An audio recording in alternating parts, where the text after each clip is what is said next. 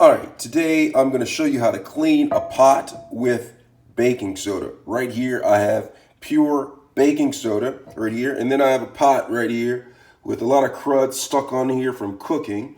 And so what I'm going to do is basically show you how to clean it with baking soda. So what I'm going to do is I'm going to just wet the pot just a little bit.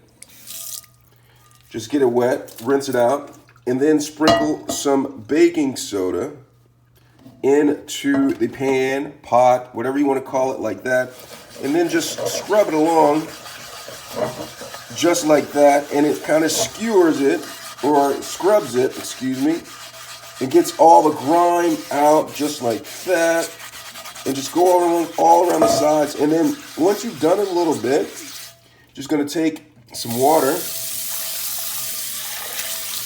and rinse it. There's a little bit I didn't get. All right, rinse it. And look at that. That's how you clean a pot with baking soda. Let me know if you have any questions.